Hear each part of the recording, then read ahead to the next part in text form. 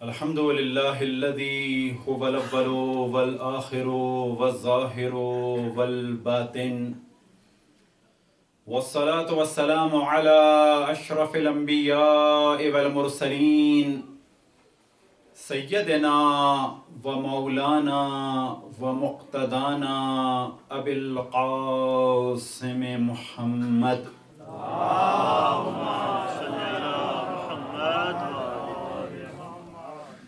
وعلى أهل بيته الطيبين الطاهرين المعصومين، سيما بقية الله في الأراضين مهدي المنتصر، أرواحنا وأرواح العالمين لتراب مقدمه الفداء، ولعنة الله على أعدائهم ومنكر فضائلهم وغاصب حقوقهم إلى قيام يوم الدين.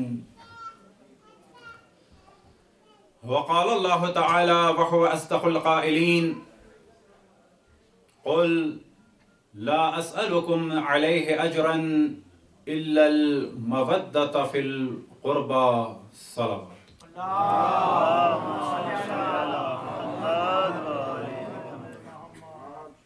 وقال رسول الله صلى الله عليه وآله وسلم: إن في قتل حسين لحرارة في قلوب المؤمنين لا تبردوا. وقال الإمام الحسين عليه الصلاة والسلام: إني لم أخرج أشرا ولا بترا ولا مفسدا ولا ظالما، إنما خرجت لطلب إصلاح في أمة جدي رسول الله، أريد أن آمر بالمعروف وأنهى عن المنكر وأسير بسيرة جدي رسول الله وأبي علی ابن ابی طالب. صلوات.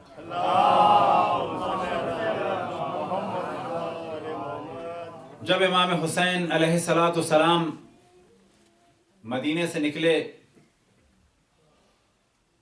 مکہ جانے کے لیے، تو اپنا وصیت نامہ اپنے بھائی جناب محمد حنفیہ کے جو تاریخ میں مشہور ہیں محمد حنفیہ کے نام سے، اور اسی طرح سے محمد اکبر کے نام سے ان کے حوالے کیا، اور اس وصیت نامے میں مدینے سے نکلنے کے سبب کی جانب اور اپنے ہدف کی جانب توجہ دلائی، اور فرمایا کہ میں اکڑ تکبر فساد یا ظلم کے لیے مدینے سے نہیں نکل رہا، میں صرف اور صرف اپنے جد رسول اللہ کی امت کی اصلاح کے لیے نکلا ہوں.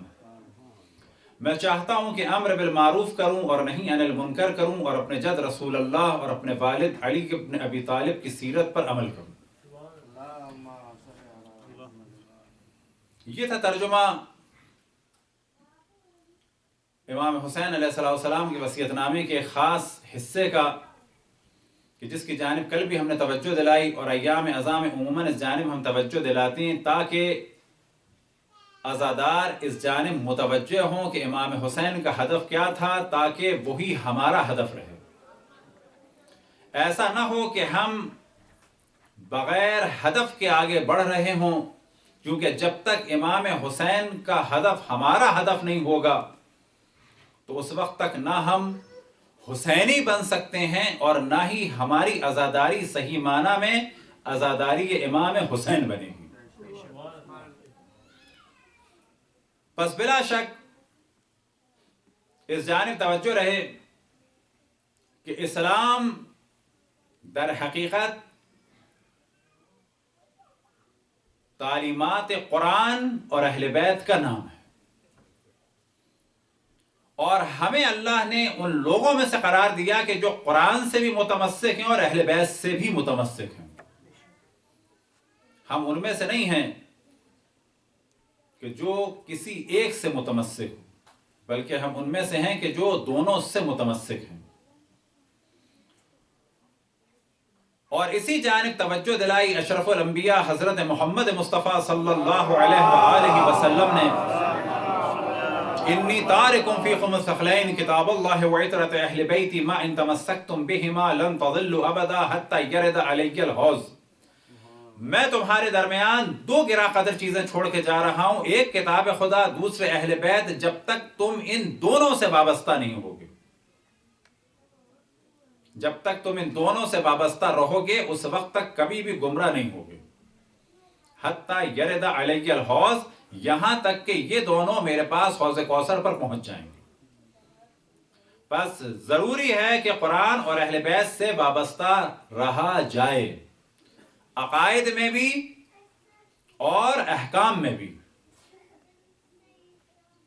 بس جب ہمارا عقیدہ خراب ہوتا ہے تو اس کے معنی یہ کہ ہم نے یا قرآن کو چھوڑا یا اہل بیت کو چھوڑا، اور جب عمل خراب ہوا،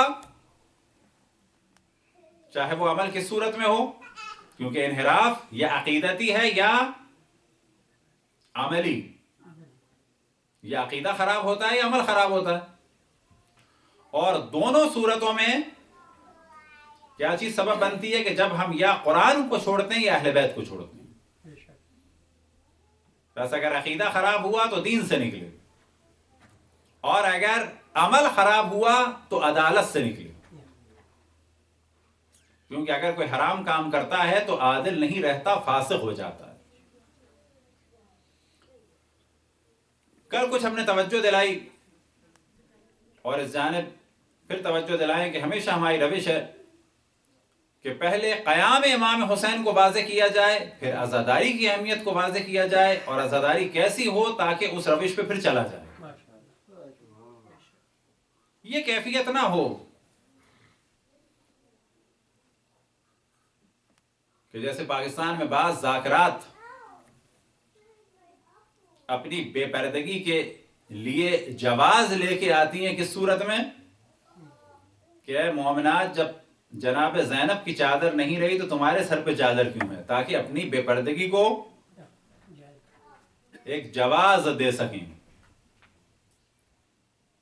تو یاد رکھیں، اس قسم کی ذاکرات کی مجالس یا اس قسم کے جاہل ذاکروں کی مجالس منعقد کرنا ثواب کا سبب نہیں ہے، کیونکہ یہ ہدف امام حسین سے دور کر رہے ہیں لوگ۔ ایک مثال جو میں عام طور پہ دیتا ہوں، اور اس سے پہلے سوال کیا جائے کہ اگر کوئی ایسا تبرک بانٹا جائے کہ جو خوبصورت بھی ہو، خوشبودار بھی ہو اور خوش ذائقہ بھی ہو، خوش صورت، خوش ذائقہ اور خوشبودار، لیکن اسے کھا کے یا جان جانے کا خطرہ ہو یا پیٹ خراب ہونے کا خطرہ ہو، تو ایسا تبرک بانٹنے کا ثواب ہے؟ اللہ کا شکر ہے مومنین اس معیار تک پہنچے ہوئے ہیں کہ نہیں، ایسا تبرک نہیں بانٹنا چاہیے۔ کیا کرنا چاہیے؟ ایسا تبرک ڈال دے انسان کسی بیابان میں، کسی جگہ پر، کھلانا جائز نہیں ہے، کیونکہ مومن کا یا پیٹ خراب ہوگا یا جان جائے گی۔ سوال یہ پیدا ہوتا ہے کہ ایسا تبرک تو جائز نہیں ہے، لیکن اگر کسی مجلس میں جا کر جاہل ذاکر یا ذاکرہ کی وجہ سے دین خراب ہوتا ہو یا دین برباد ہوتا ہو تو ایسی مجلس کا ثواب ہے؟ یہاں پر آ کے مومنین گھبرا جاتے ہیں کہ کیسے اتنی جرت کے ساتھ کہا جائے کہ واقعاً ثواب نہیں ہے، یہاں پہ آگے کنفیوز ہو جاتے ہیں۔ لیکن یاد رکھیں، جرت کے ساتھ کہنا ہوگا اس قسم کی مجالس کو برپا کرنے کا کوئی ثواب نہیں ہے، بلکہ گناہ ہے،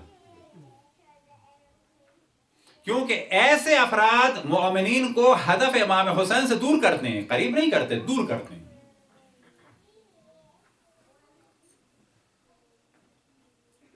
بس واقعہ کربلا کی جانب توجہ رہے کہ یہ واقعہ ہے حق اور باطل کی جنگ کا،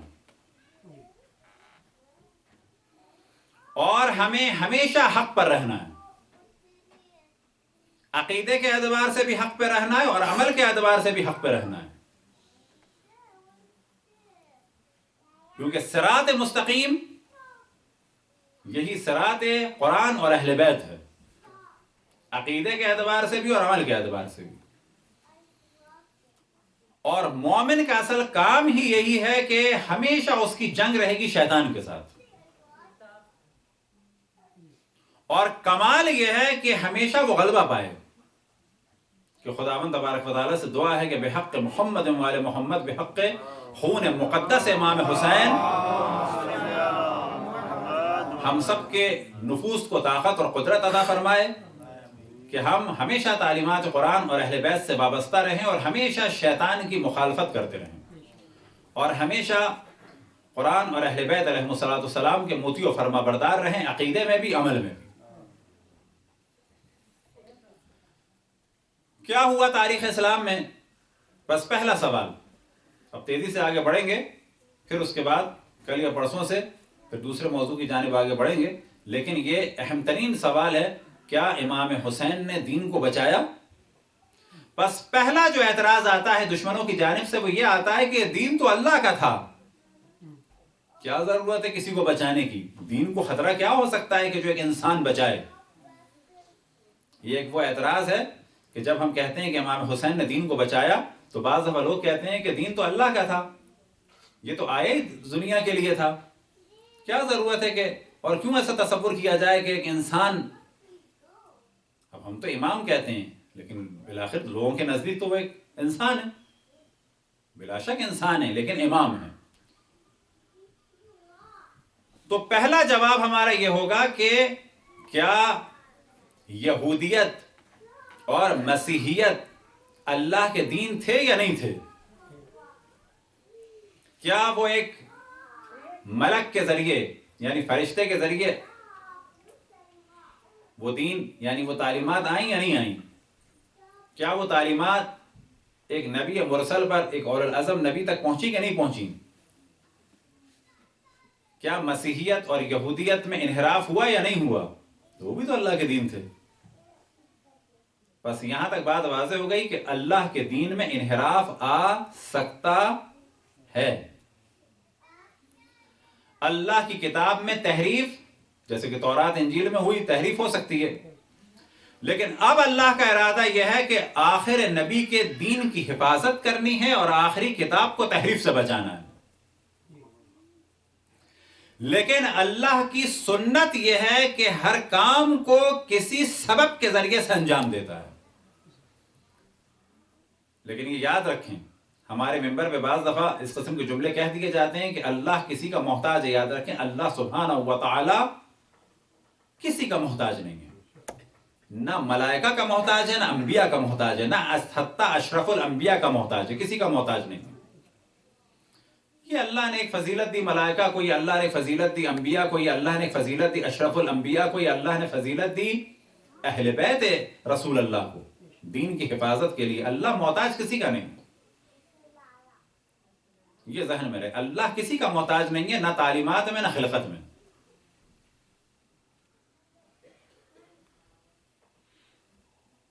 تو پہلا جواب تو یہاں سے واضح ہو گیا کہ اللہ کا بھیجا ہوا دین ختم ہو سکتا ہے، جیسے کہ یہودیت اور مسیحیت ختم ہو گئی، یعنی تحریف ہو گئی۔ اب دین اسلام کو بھی خطرہ تھا لیکن اسے بچانا تھا۔ بچانے کے لیے کیا اللہ سبحانہ و تعالیٰ نے سسٹم بنایا؟ وہ سسٹم ہے امامت کا، اور یہی وجہ ہے کہ حجۃ الوداع کے واپسی پر اللہ کے رسول کو حکم ہوا، یا ایھا الرسول بلغ ما انزل الیک من ربک فإن لم تفعل فما بلغت رسالتہ، کہ اے پیغام پہنچانے والے، یہ پیغام پہنچا دو کہ جو تمہاری جانب سے، جو اللہ کی جانب سے تم تک آیا ہے، اور اگر یہ پیغام نہیں پہنچایا تو ایسا ہے جیسے کہ تم نے پیغام رسانی کا کام ہی انجام نہیں دیا۔ وجہ کیا ہے کہ اگر مولا امیر المومنین کی امامت کا اعلان نہ ہو تو حضرت آدم سے لے کے حضرت خاتم تک تمام انبیاء کی تعلیمات میں تحریف واقع ہو جائے گی۔ پس دین کو بچانا ہے، لیکن کس طرح بچانا ہے؟ سبب کے ذریعے سے۔ سبب کیا بنایا؟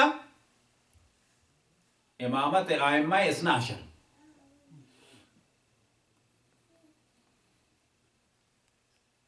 اشرف الانبیاء کی دنیا سے جاتے ہی جو پہلا حملہ ہوا، جو پہلی تحریف واقع ہوئی، وہ کس پر ہوئی؟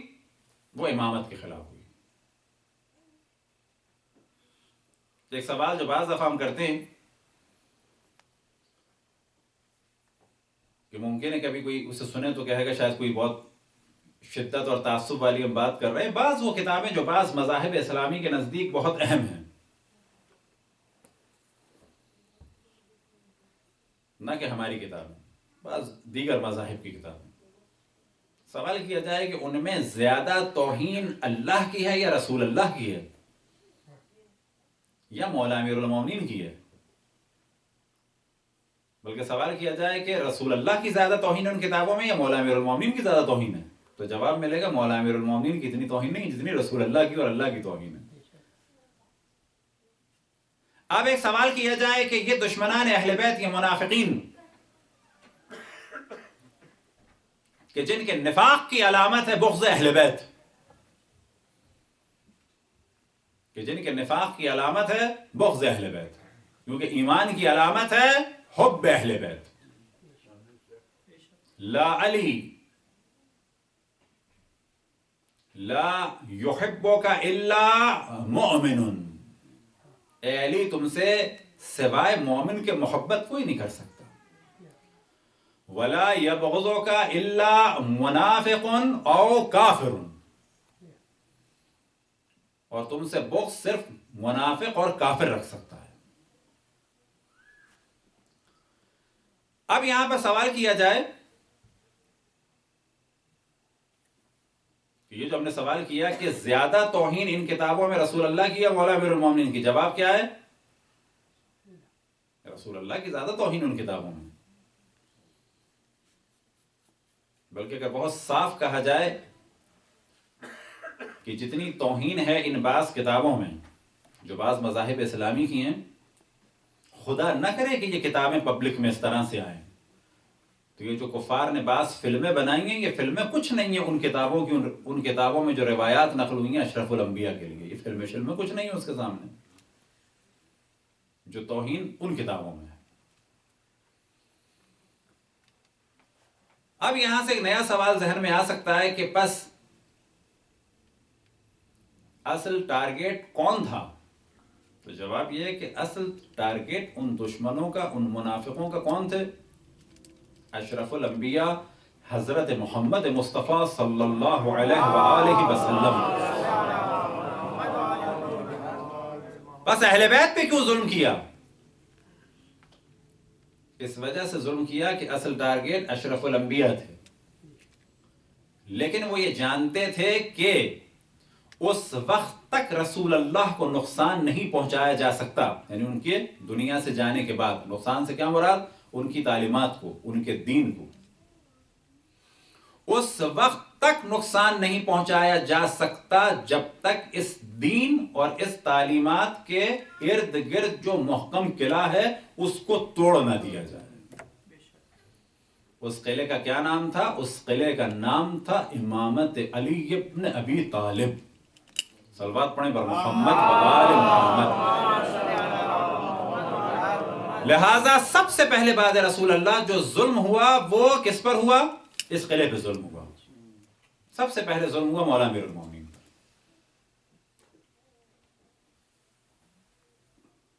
اب اس کے بعد یہ سلسلہ بڑھتا چلا گیا۔ کیا اس دوران ہوا؟ یہ بالکل ایک الگ موضوع ہو جائے گا، جو کل ہم نے توجہ دلائی کہ 50 سال میں نوبت کہاں تک آ گئی؟ 11 ہجری کو اشرف الانبیاء دنیا سے رخصت ہوئے، 61 ہجری یعنی 61 میں 10 دن گزرے، تو 61 کو عام طور پہ کاؤنٹ نہیں کیا جاتا، یعنی پورے 50 سال بھی نہیں ہوئے تو یہ نوبت آ گئی کہ قوم نبی کو مان رہی ہے اور ان کی بیٹیوں کو اسیر کرے۔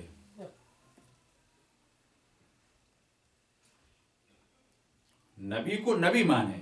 ایک تو یہ صورت ہوتی ہے کہ نبی کی نبوت کا انکار کر دے پھر آل اولاد کو مار دیں،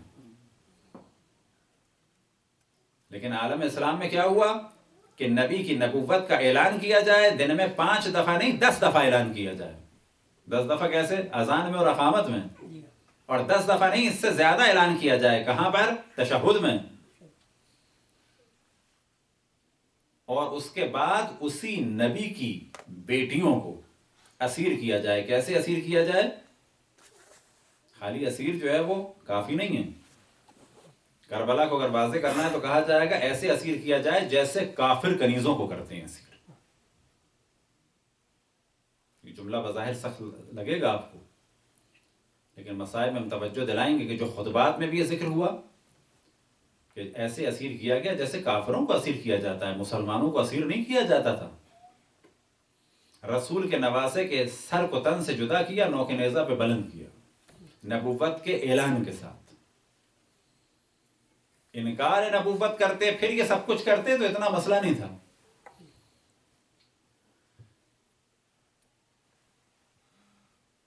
تو 50 سال کے بعد یہ نوبت آئی.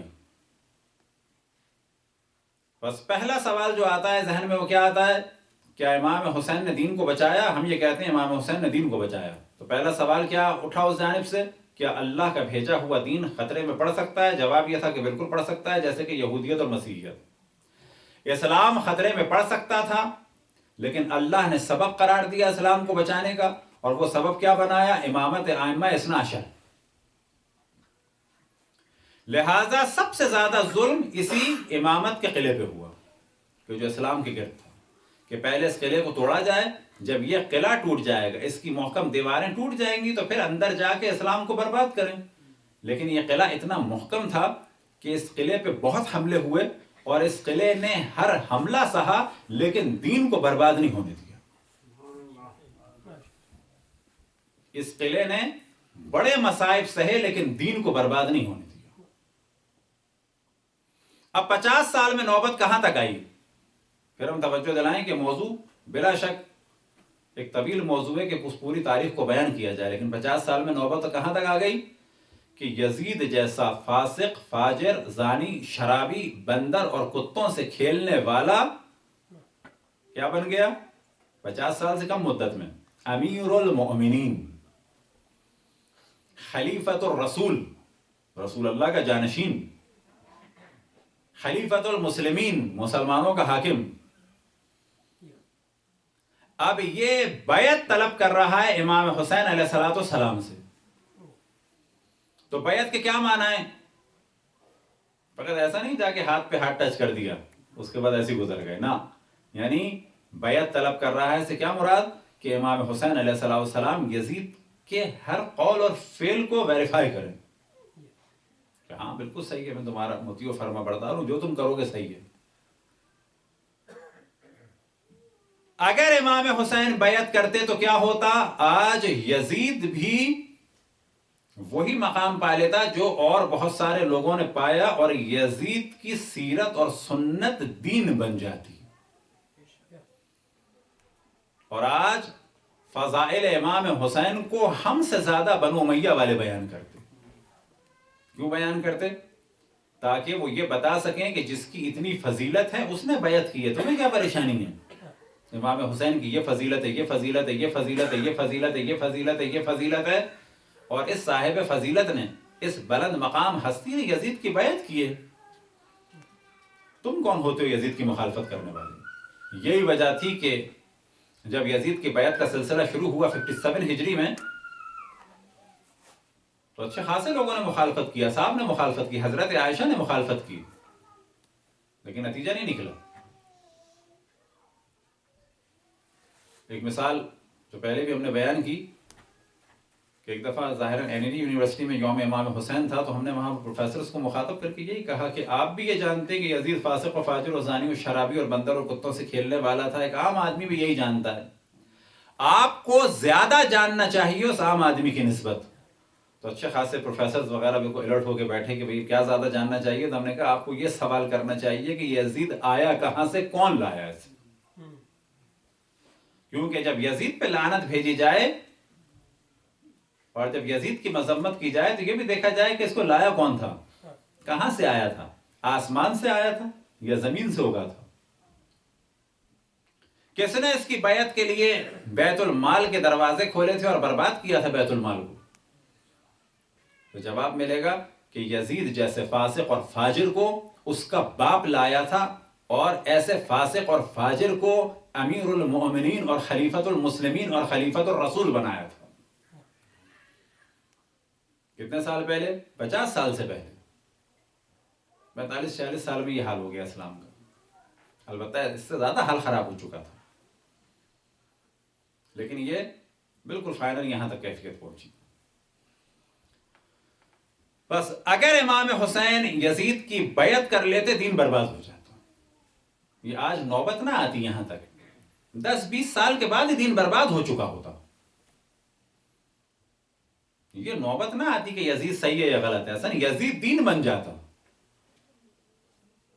یہی وجہ ہے کہ یزید سے پوچھا جائے کہ تمہارے باپ نے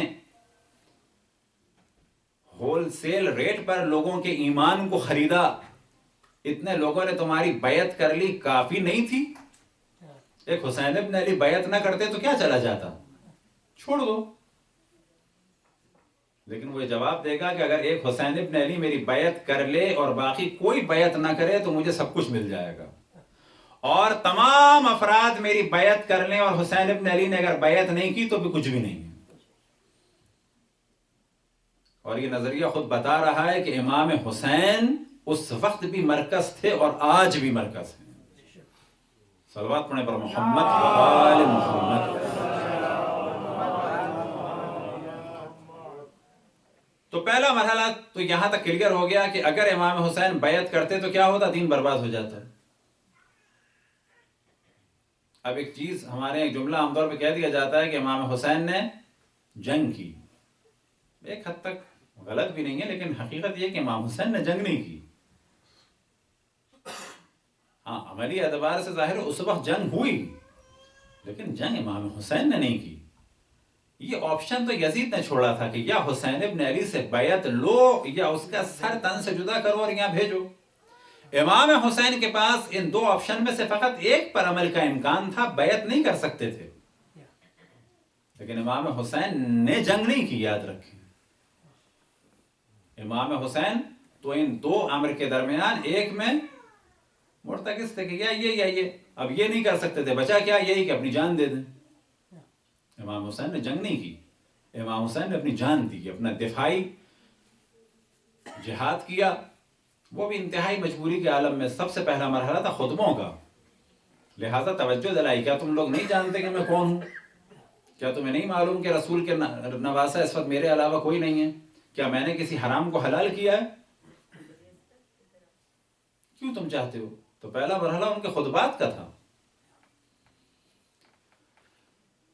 تو یہاں تک تو بات واضح ہو گئی کہ امام حسین علیہ السلام نے دین کو بچایا. کیسے بچایا کہ اگر بیعت نہ کرتے تو دین برباد ہو جاتا. یہ آج نوبت نہ آتی کہ ہم لوگ یہاں ہیں، یہ 70-80 ہجری میں ہی معاملہ خراب ہو جاتا. ہر آدمی یزید کا کلمہ پڑھ رہا ہوتا، ہر آدمی کہتا ہے یزید کی یہ فضیلت ہے، یہ فضیلت ہے، یہ فضیلت ہے. کسی کو کچھ کہنے کا اختیار نہیں ہے. حسین ابن علی نے جو ہے بیعت کی ہے، حسین ابن علی نے تائید کی ہے. ان سے بڑھ کر کون ہو سکتا ہے؟ یہی تو سب کچھ ہیں، یہی تو امام ہیں، یہی تو جانشین رسول اللہ ہیں. اس وقت یہ سب فضیلتیں دشمن بیان کرتا. تو شہادت امام حسین سے اس طرح سے دین محفوظ ہو گیا. یہ ہے پہلا مرحلہ. اور اس جانب ہمیشہ نوجوانوں کی توجہ دلانی چاہیے تاکہ عقیدہ محکم ہو کہ دین واقعا امام حسین کی وجہ سے بچا ہے. یہ کوئی اشعار والی گفتگو نہیں ہے، یہ کوئی مبالغہ نہیں ہے، یہ کوئی محاورہ نہیں ہے. مثال کے طور پہ جب کہا جاتا ہے کہ ہمارے بچے نے ہمارا نام روشن کر دیا تو یہ ایک محاورہ ہوتا ہے. یا یہ کہا جائے کہ ہمارے بچے کو ساری دنیا جانتی ہے، یہ ایک محاورے کی حد تک ہے، مبالغہ ہے. لیکن کیا امام حسین نے دین کو بچایا؟ یہ مبالغہ ہے؟ نہ، یہ حقیقت ہے. دلیل کیا ہے؟ کس طرح سے ثابت کیا جائے گا؟ جس طرح سے کہ ہم نے آپ کے سامنے گفتگو کی، اسٹیپ بائی اسٹیپ بیان کریں اور توجہ دلائیں کہ اگر امام حسین کی یہ شہادت نہ ہوتی دین برباد ہو جاتا. یہ آج یہ نوبت نہ آتی کہ یزید صحیح ہے یا غلط ہے، ایسا نہیں. یزیدیت ہی دین ہوتی. آج یہ دنیا اسلام استدلال کرتی کہ شراب جائز ہے اور اس کے بعد کہتے کہ کیوں جائز ہے، پھر یزید کے القاب لیے جاتے کہ وہ شراب پیتے تھے، بس جائز ہے. دین برباد ہو جاتا. کیسے برباد ہو جاتا؟ نام رہتا ہے اسلام کا، تعلیمات ختم ہو جاتی، عقیدہ خراب ہو جاتا. اہل بیت کے بغیر اسلام ایسا ہے کہ بعض دفعہ میں مثال دیتا ہوں کہ اگر ایک گاڑی آپ کے سامنے ہو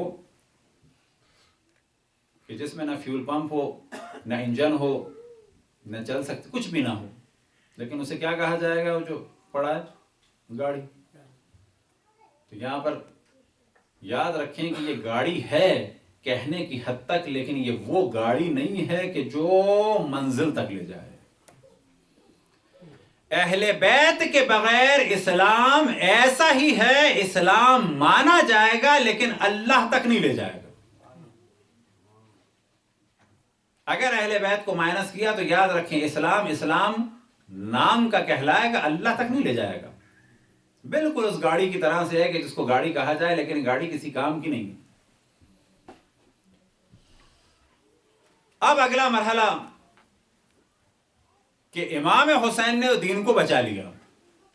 اب فرض یہ کریں کہ شہادت امام حسین کے بعد یزید کربلا میں ایک محاصرہ کر دیتا، سب کو گھر بنا کے دے دیتا، زمینیں دے دیتا کہ یہاں پر کاشتکاری کرو، اور ان سب اہل بیت کو جو اسیران تھے، جو اسیر ان کو نہ کیا جاتا اور انہیں زمین جائیداد دے دی جاتی، گھر دے دیا جاتا، بالکل ہر طرح سے قید کر دیا جاتا کہ یہاں سے نکل نہیں سکتے. تو آپ جانتے ہیں نتیجہ کیا ہوتا ہے؟ نتیجہ یہ ہوتا کہ تاریخ میں شہادت امام حسین مشکوک ہو جاتی. پھر ایک پروپیگنڈا کر دیا جاتا، مثال کے طور پہ یہاں یہ آئے تھے، یہاں پر ایک وبا آئی، طاعون آیا. اس زمانے میں طاعون یعنی پلیگ عام سی چیز تھی. یہ سب قبریں امام حسین اور ان کے اصحاب و انصار کی ہیں، سب بیمار ہو گئے تھے، اس کے بعد جو ایسا ہو گیا، ایسا ہو گیا، یہ ہو گیا. شہادت امام حسین مشکوک ہو جاتی. آج پتہ چلتا کہ کچھ مورخین کہتے کہ نہیں، امام حسین شہید نہیں ہوئے. ادھر سے ہم زور لگاتے کہ نہیں وہ تو شہید ہوئے تھے، ادھر سے وہ زور لگاتے نہیں شہید نہیں ہوئے تھے. شہادت امام حسین مشکوک ہو جاتی. یہ جو ہم کہتے ہیں کہ خون امام حسین کو بچایا اسیران کربلا نے، خصوصاً حضرت زینب اور حضرت ام کلثوم نے، تو اس کا راز یہی ہے کہ یزید یہ سمجھ رہا تھا کہ ان اسیروں کو اسیر کرنے کے ذریعے سے انہیں رسوا کیا جائے گا، لیکن یہ وہ بھول گیا کہ ان اسیروں کی اسیری ہی کے ذریعے سے خون حسین کی بقا ہوگی. ان اسیروں کی اسیری ہی کی وجہ سے یزید کے چہرے سے نقاب ہٹے گی. یہ یاد رکھیں کہ اس زمانے میں بھی جہاں اہل بیت کی اس حد تک دشمنی تھی تو وہاں اہل بیت کی طرفداری بھی تھی، حتیٰ ان لوگوں میں کہ جو امامت کے قائل نہیں تھے لیکن اہل بیت کا احترام کرتے تھے. لہٰذا حضرت زینب سلام اللہ علیہا اور حضرت ام کلثوم سلام اللہ علیہا کو کہ جو اسیروں میں سب سے بلند مقام پر فائز تھیں، ان کا کوفے میں داخل ہونا بہت ہی خطرناک مرحلہ تھا. لہذا تاریخ میں بیان ہوا کہ ان کے داخل ہونے سے پہلے کوفے میں تقریباً 10,000 فوجیوں کو مامور کیا گیا، کیونکہ حضرت زینب کا اور حضرت ام کلثوم کا کوفے میں داخل ہونا کوئی آسان کام نہیں تھا، بغاوت کا خطرہ تھا. اور بعض جگہ ایسا ہوا، ہمارے عام طور پہ مومنین سمجھتے ہیں کہ ہر جگہ اہل بیت کی توہین ہوئی، ہر جگہ اہل بیت پر ظلم ہوا. ہاں ظلم تو ہوا، لیکن بعض شہروں میں تو اس قافلے کو داخل ہونے نہیں دیا گیا. جیسے موصل میں قافلہ اہل بیت کا داخل نہیں ہوا، تکریت میں داخل نہیں ہوا. کیوں؟ کہ تکریت اور موصل میں یہ خبر پہنچ گئی تھی کہ یہ کوئی خارجی نہیں ہے، یہ نواسہ رسول ہے، یہ حسین ابن علی ہیں، یہ جناب زینب اور جناب ام کلثوم ہیں. نتیجہ کیا ہوا کہ موصل میں بغاوت شروع ہو گئی تھی. نتیجہ کیا ہوا؟ تکریت میں لوگ کھڑے ہو گئے تھے، پورے شہر کے دروازے بند کر دیے گئے. تکریت اور موصل کے گورنر نے قافلہ آگے بھیجا، ان کے ساتھ کھانا بھیجا، ان کے ساتھ چارہ بھیجا کہ تمہارے کھانے کا اور جانوروں کے کھانے کا انتظام کر دیا ہے، موصل میں داخل نہ ہونا. اگر موصل میں داخل ہوئے تو یہ شہر نکل جائے گا ہاتھ سے، کیونکہ پبلک میں غوغا ہے، پبلک میں اتنا تحمل نہیں ہے زینب اور ام کلثوم کو اس عالم میں دیکھ سکیں. تو کوفے میں تقریباً 10,000 فوجی مسلط کیے گئے، کیونکہ جناب زینب اور جناب ام کلثوم کہ جو اہم ترین اسیران کربلا میں سے تھے، اور امام زین العابدین، اور ان کے علاوہ امام حسن کی ازواج، امام حسین کی ازواج، امام حسن کی بیٹیاں، امام حسین کی بیٹیاں، مولا امیر المومنین کی زوجہ جن میں سے ایک کا نام تھا لیلہ بنت مسعود ابن خالد، وہ اسیروں میں تھیں. ان کے علاوہ مولا امیر المومنین کی اور بیٹیاں تھیں کہ افسوس کہ جن کا نام بھی ہمارے یہاں نہیں لیا جاتا، رقیہ بنت علی، ختیجہ بنت علی، صفیہ بنت علی، فاطمہ بنت علی اور ام الکرام بنت علی. یہ تمام وہ بیویاں تھیں کہ جن کے خوف سے عبید اللہ ابن زیاد بھی کانپ رہا تھا. 10,000 فوجیوں کو مسلط کیا، اور کرفیو کا سا عالم تھا. کہاں پر؟ کوفے میں. حتیٰ کوفے کے دروازے بند کر دیے تھے، پورے شہر کو پہلے کنٹرول کیا، پھر صبح دروازے کھلے. یزید یہ سمجھتا تھا عبید اللہ ابن زیاد یہ سمجھتا تھا کہ اس طرح سے اہل بیت کو رسوا کیا جائے گا، امام حسین کی توہین ہوگی، جبکہ شہادت امام حسین کی بقا ان اسیروں کی وجہ سے ہوئی، اور جہاں جہاں سے یہ قافلہ گزرا وہاں پر پتہ چل گیا کہ یہ اہل بیت ہیں اور یزید نے انہیں قتل کیا، اور تاریخ میں آج بھی لفظ یزید گالی بن گیا۔ صلوات پڑھیں بر محمد و آل محمد۔ تو یہ ہو گئے دو مرحلے، امام حسین نے دین کو بچایا، جناب زینب اور جناب ام کلثوم نے، اور باقی اسیروں نے کس کو بچایا؟ خون امام حسین کو بچایا۔ بس یہ محاورہ نہیں ہے، یہ شعر نہیں ہے کہ جناب زینب نے امام حسین کو بچایا، یہ حقیقت ہے۔ یہ فقط کوئی مصرع نہیں ہے کہ امام حسین نے جناب زینب نے امام حسین کے خون کی حفاظت کی، یہ حقیقت ہے، یہ شعر نہیں ہے، یہ حقیقت ہے۔ اگلا مرحلہ کہ جس میں ہم سب الحمدللہ شامل ہیں، وہ اس پوری تحریک کو بچانا تھا، اور اس کے لیے اہتمام کیا گیا گریہ اور زاری کا۔ اس خود اگلی تحریک کی بنیاد امام زین العابدین نے، حضرت زینب نے، حضرت ام کلثوم نے، اور باقی بنی ہاشم کی خواتین نے، اور مدینے میں خصوصاً جب قافلہ پہنچا تو حضرت ام البنین اور حضرت عقیل کی بیٹیاں، اور حضرت عقیل کی بیٹیوں میں سے خصوصاً ام لقمان، ان کا نام ملتا ہے کہ عزاداری میں آگے تھی۔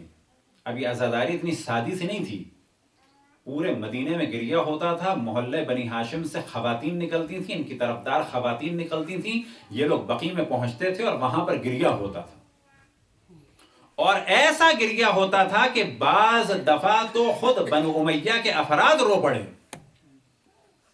کہ تاریخ میں بیان ہوا کہ حضرت ام البنین کے اشعار کو سن کے مروان رو پڑا، اور یہی گریہ سبب بنا کہ حضرت زینب کو جلا وطن کیا گیا۔ پھر یہی چیز عزاداری میں بدل گئی، اور یہ عزاداری ہمیشہ ائمہ علیہ السلام نے کی، اور یہی سلسلہ آج بھی جاری ہے، اور آج بھی یاد رکھیں، سب سے زیادہ ہمارا دشمن جس چیز سے پریشان ہے وہ کیا چیز ہے؟ عزاداری ہے امام حسین۔ وجہ کیا ہے کہ جب ہم سیاہ لباس پہنتے ہیں اور یا حسین کہتے ہیں اور حسین پہ گریہ کرتے ہیں تو فوراً ذہن میں سوال آتا ہے کہ یہ کیوں رو رہے ہیں، کیا ہوا تھا حسین کے ساتھ، کیا ہوا اسیروں کے ساتھ؟ تو جواب ملتا ہے کہ حسین کو قتل کیا گیا، اسیروں کو اسیر کیا گیا، تو فوراً ذہن میں سوال آتا ہے کس نے قتل کیا، کس نے اسیر کیا، کون لوگ تھے، کن کی حکومت تھی؟ یہ کڑیاں سے کڑیاں ملتی چلی جاتی ہیں، اور ایک یا حسین سے اور ایک گریہ سے اور ایک ماتم سے پردے ہٹتے چلے جاتے ہیں۔ یہی وجہ ہے کہ کہا جاتا ہے کہ آج دین باقی ہے اس عزاداری امام حسین کی وجہ سے۔